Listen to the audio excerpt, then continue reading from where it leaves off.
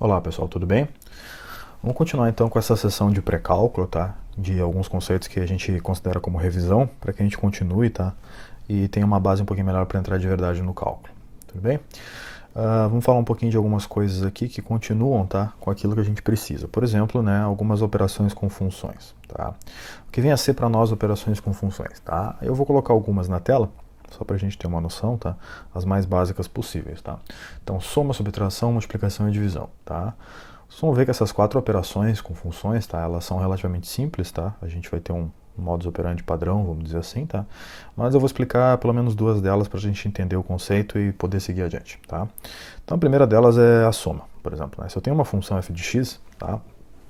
Definida da seguinte maneira, vou colocar o gráfico dela, tá? E eu tenho uma função, eventualmente uma nova função, g de x, tá? Eu quero descobrir o que seria a soma, né, de f de x mais g de x, ou seja, para cada x, né? Em outras palavras, se eu usar x igual a 1, eu quero saber quanto é que é f de 1 mais g de 1, e para x igual a 2, eu quero saber quanto é que é f de 2 mais g de 2, e se isso segue um padrão. Essa é a grande a ideia que eu preciso saber, né? Então, aqui, vou pegar para um x qualquer, peguei x1, tá? Vou pegar, obviamente vai ter um resultado para minha f, vai ter um resultado para minha g, ou seja, dois valores, tá? Que eventualmente podem ser iguais, mas nesse caso aqui especificamente são diferentes, tá? Então, se eu quiser saber quem são esses caras, eu posso pensar o seguinte: bom, f de x1, tá, é um valor, tá, que é maior que g de x1, dá para ver, e é como se fosse vamos pensar num tamanho, como se fosse o tamanho dessa barra, tá? E eu posso pensar da mesma maneira para g de x1, tá? Ou seja, também tem um tamanho, né, o tamanho dessa barra laranja agora, e que claramente é um tamanho menor, tá, do que o tamanho f de x1, tá? Se eu pensar o seguinte, se eu realocar esse tamanho, né, ou somar os dois tamanhos, né, eu teria como se fosse uma barra em cima da outra, né, e eventualmente, né, isso teria que ter um ponto, a nova função, o novo valor, vamos dizer assim, que é a soma, tá, teria que marcar um ponto para esse específico x1, tá, como se eu tivesse que marcar esse ponto em algum lugar. Tudo bem? Bom, acontece que se eu repetir o processo, tá, eu vou ter situação muito parecida. Se eu pegar um outro valor, um x2, tá, vou ter um valor para f de x2, para g de x2, vou ter um tamanho para cada, e eu posso repetir novamente esse processo, né, até me dar conta, né, que obviamente, né, vai ter um valor essa soma, e vai ter que marcar um novo ponto na função, tá, um novo valor específico naquela mesma linha vertical, que é a linha para os valores de x2 nesse caso, tá. Então, esse processo, tá, ele se repete e, na verdade, a gente tem que sempre levar em conta os tamanhos, né, de f de g para cada valor de x. E se a gente fizer isso sempre, para lugares diferentes, nós vamos ter algo parecido, tá, com o que está aí, por exemplo. Tudo bem? E a união desses pontos, tá, vai ser aquilo que a gente vai ter como a soma f de x mais g de x. Tá? Então, é bem simples para funções bem definidas, tá, para valores de x, uma f, uma g, a soma delas é simplesmente somar as duas funções. Vamos supor que f seja x quadrado e que g de x seja, por exemplo, raiz de x. O que vai ser essa soma vai ser x quadrado mais raiz de x. Ponto final. Tudo bem? Então é simples assim. Tá? Da mesma maneira, tá, vai funcionar a subtração. E de uma maneira um pouco diferente, mas seguindo o mesmo princípio, tá, a multiplicação. Eu vou falar direto da divisão só para chamar a atenção de uma única coisa em específico, tá? Então é bem simples, a gente simplesmente pega as funções, soma, subtrai ou multiplica, tá? No caso da divisão, a gente divide também, bem como é o que tem que ser feito, tá? Como a operação. Acontece, tá? Eu só quero chamar a atenção de um fato, vamos supor que f seja essa, tá? Que por sinal é igual ao anterior, mas que g seja uma função diferente que para um dado valor de x específico, tá? Né, em cima dessa reta vertical ali, aquela g, para aquele valor de x, aquela g assume o valor zero, tá? E eu já estou vendo que eu provavelmente vou ter problemas no sentido de que eu vou ter uma divisão por zero para algum valor de x. Então é só isso que a gente tem que cuidar, né? Como assim? Se a gente fizer o mesmo processo, tá? Descobrir quem é o valor de x, ou melhor, de f de x e de g de x para um dado x, né? A gente vai chegar nisso, né? E essa divisão vai me devolver um certo valor, tá? Ali eu tenho f maior que g, tá? Provavelmente um valor um pouco maior, tá? E eu tenho aquele resultante, né, um valor ali um pouco maior que 1, mas eu tenho aquele resultante que seria um ponto laranja. Eu vou marcar de uma cor diferente só para a gente entender melhor. Tá? E na medida que eu vou trocando esses valores, né, se eu vou andar com esse x1, pegar ele em um outro lugar, tá, eu vou simplesmente ter uma divisão diferente, o que não me ocorre ou não me dá nenhum problema, vamos dizer assim. Né? Agora, se eu pegar um x1 muito próximo do x que faz a g de x ser zero, ou seja, se eu pegar um x1 bem lá próximo, tá? Eu vou ver que o valor da minha divisão ele aumenta bastante, porque você tem que pensar assim, se você tem uma coisa que é dividida por algo e esse algo vai sempre, né, ser diminuído, né? Aquela velha história, se você divide 2 por 1 é 2. Se você divide 2 por 0,5, ele vira 4. Se você divide 2 por 0,1, ele vira 20 e assim por diante. Então a gente tem que tomar um cuidado, na medida que esse valor do denominador diminui, né? Obviamente essa divisão aumenta, né? E só que tem um problema, esse valor não vai ter como dividir, ou a gente não vai conseguir dividir na medida que a gente chegar na situação de uma divisão por zero. Então, por exemplo, existe um ponto, nesse caso específico aqui, tá? Que o x1 ali faz, ou algum valor de x, faz com que g de x seja zero e aquela divisão não existe, justamente por o fato de não ter definido a divisão por zero. Tá, pessoal? Então, só queria chamar a atenção. E, obviamente, né, esse valor não vai fazer parte do domínio, tá, da nova função. Que nova função? A função racional que nós estamos fazendo aqui. Por exemplo, né, tá lá no canto da tela. Se f for x cubo menos 2x mais 1 e g de x for 2 menos x, como, por exemplo, poderia ser o da tela aí, tá, a gente poderia fazer para qualquer valor de x essa expressão, ou calcular isso seria bem definido f sobre g.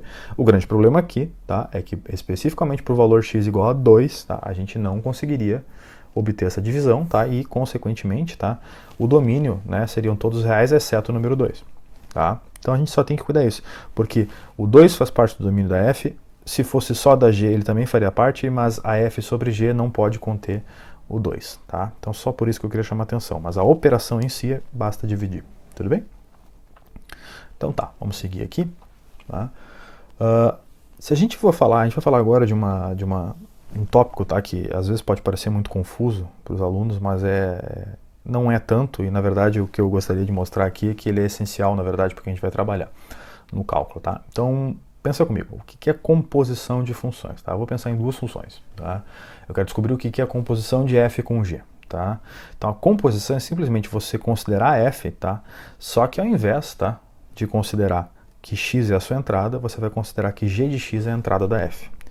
Como assim? A gente viu, né, no vídeo anterior que x é a entrada, f de x é a saída, tá? A gente vai ter uma entrada x que vai, antes de chegar e ser a entrada da f, tá? F de x seria a saída, ela vai passar por uma g, tá? Então eu vou primeiro fazer um caminho, tá? Em que eu tenho x como entrada, tá? Eu transformo esse x em g de x e depois que eu transformei, aí sim o g de x vai virar a entrada da f. E por fim, claro, né, nós teremos essa f como saída, tá? É como se tivesse um caminho intermediário que ele precisa necessariamente percorrer. Tudo bem? Então isso é compor funções, ou isso é composição de funções. Tranquilo? Se a gente pensar como a gente estava vendo em diagramas, vamos pensar que eu tenho certo diagrama aqui que leva certos números em outros números, tá? Eu poderia muito bem ter esse diagrama sendo o diagrama da esquerda, que tem os números 1, 2 e 3, tá? Como sendo as entradas, e o diagrama da direita sendo 2, 3 e 4, como sendo aquele diagrama intermediário, né, que corresponderia a g de x, tá?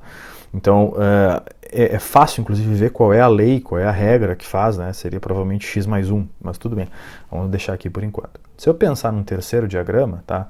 Que faz 2 ir para 4, que faz 3 ir para 9, que faz 4 ir para 16, tá?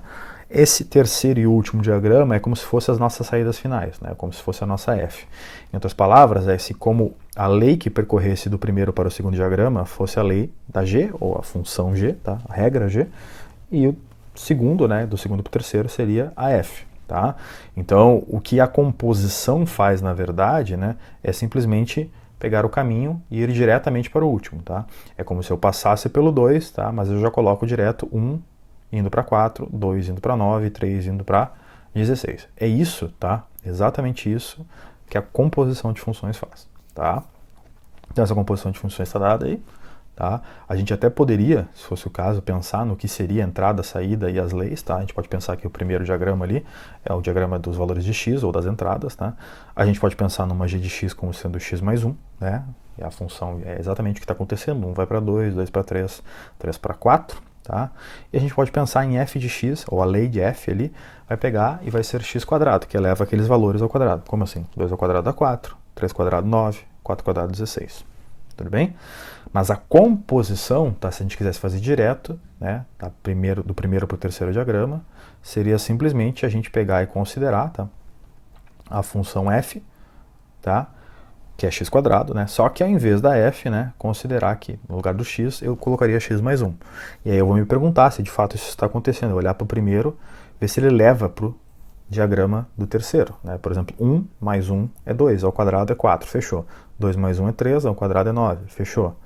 3 mais 1 é 4, ao quadrado é 16. Tudo bem? Então isso é composição de funções, a gente tem que sempre lembrar desse pequeno detalhe, tá?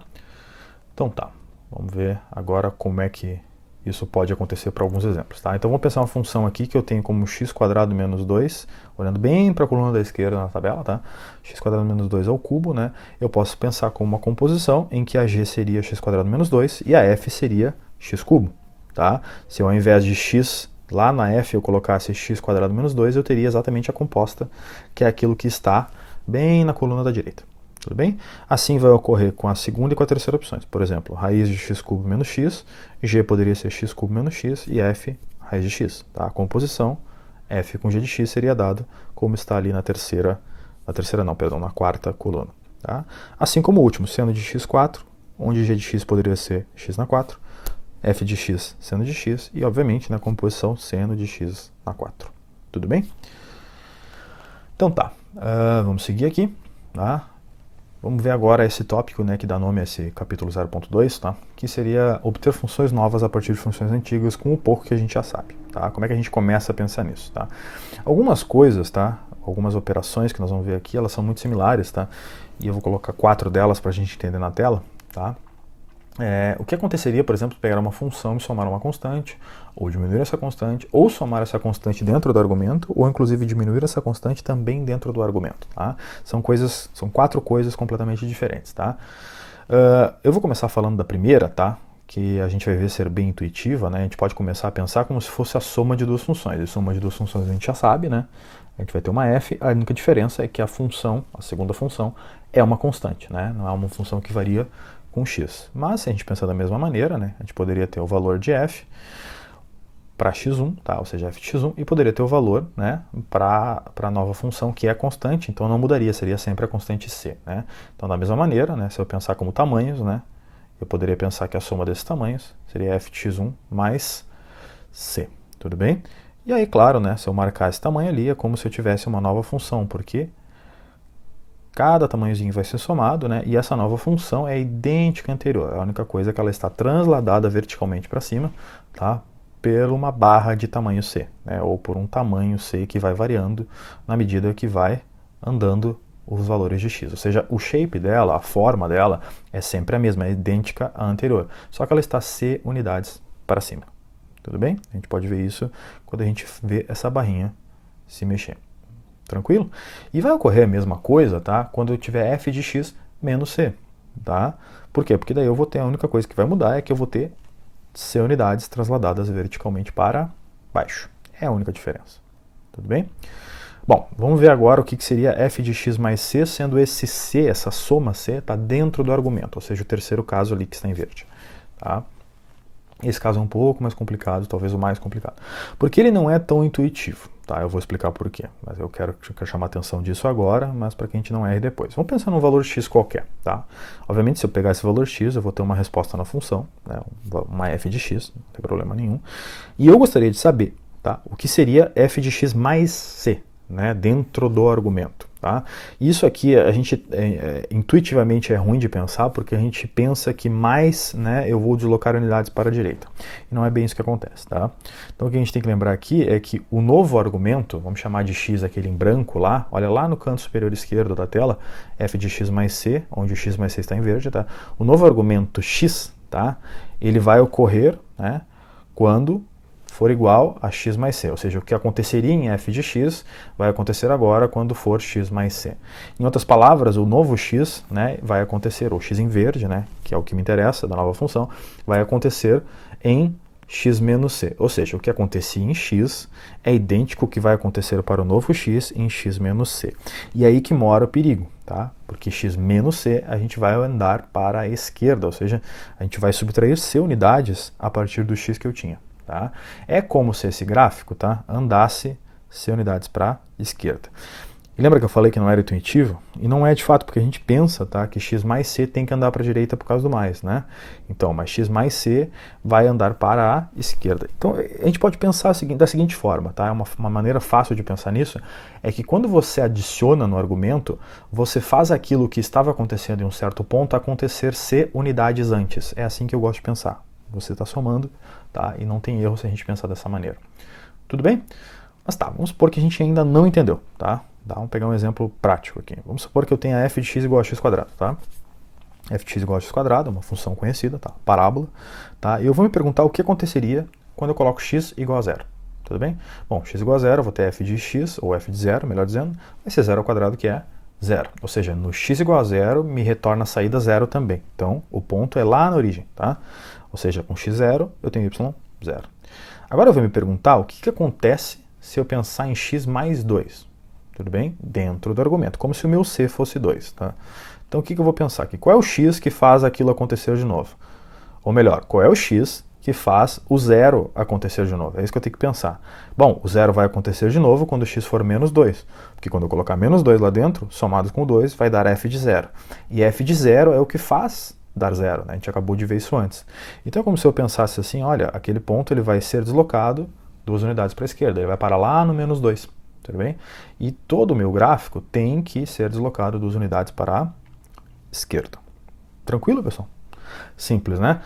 O que aconteceria se eu pensasse em f de x menos c? Vai acontecer tudo identicamente, só que para o lado direito, tudo bem? Então f de x menos 5, perdão, eu teria que deslocar 5 unidades para a direita. Pode pensar assim, eu vou atrasar 5 unidades aquilo que aconteceria em um dado momento.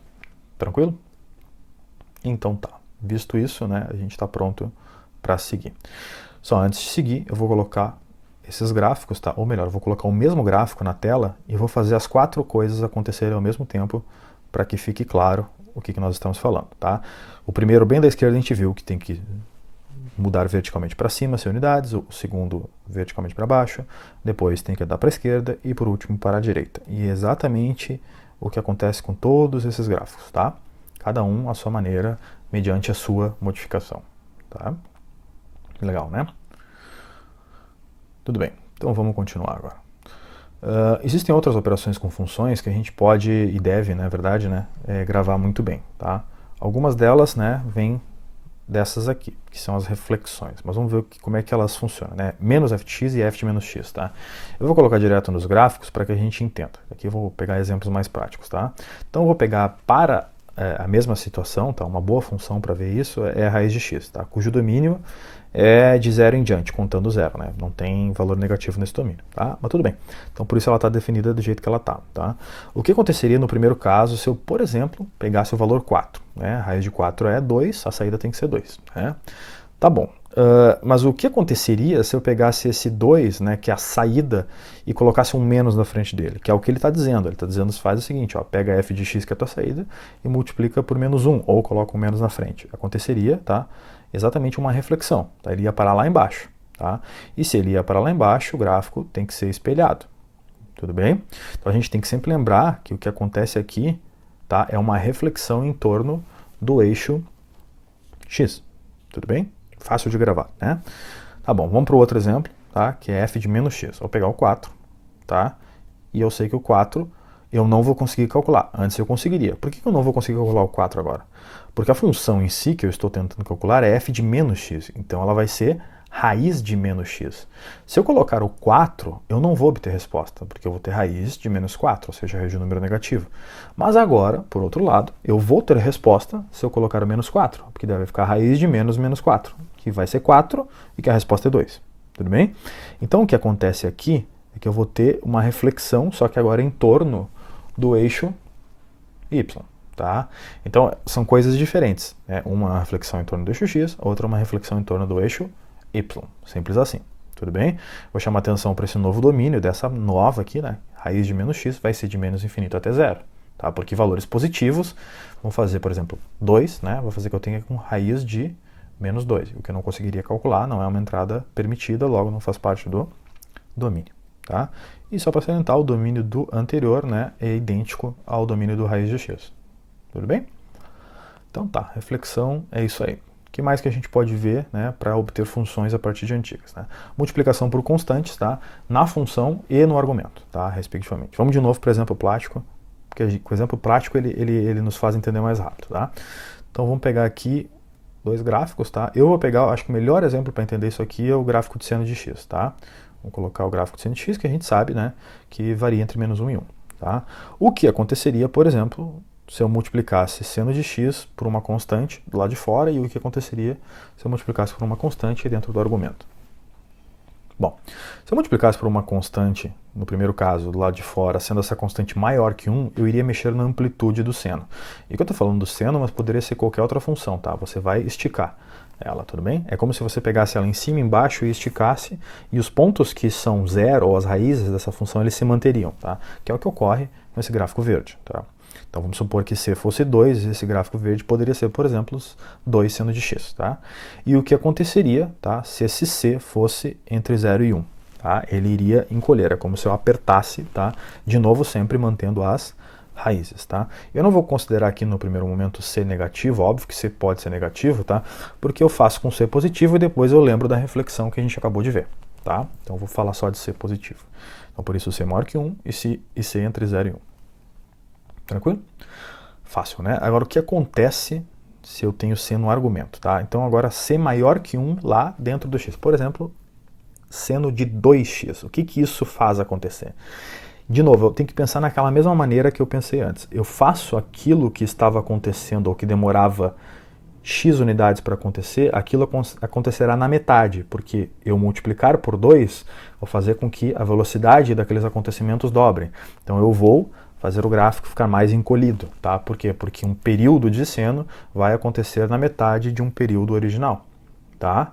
Porque na metade, por causa daquele 2 que eu estou multiplicando, tá? No caso aqui eu chamei de C, mas poderia ser 2, tá? Eu estou falando de C maior que 1, tá? Então, por exemplo, seno de x, a gente sabe que é zero aonde? Vamos pegar exatamente π, tá? É zero em π, por exemplo, né? Esse zero, esse valor zero vai ficar onde?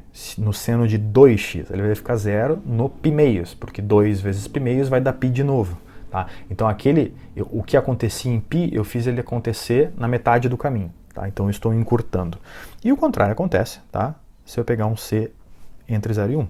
Tá? Por exemplo, 1 meio. Tá? Eu vou dobrar aquilo que, ao invés de acontecer 2 vezes mais rápido, ele demora 2 vezes mais para acontecer. O período fica esticado. Isso vale, de novo, tá, para qualquer função. Eu só usei o seno porque o seno, tá, é mais fácil de visualizar isso que está acontecendo.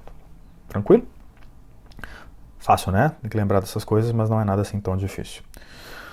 Continuando aqui, tá, vamos pegar agora o que aconteceria nesses dois específicos casos. Tá? Esses dois específicos casos, eles têm nome. Tá? Um é função par e o outro é a função ímpar. Tá? O que é função par, função ímpar? Tá? Então vamos pensar o seguinte, de novo vamos para o exemplo prático, tá?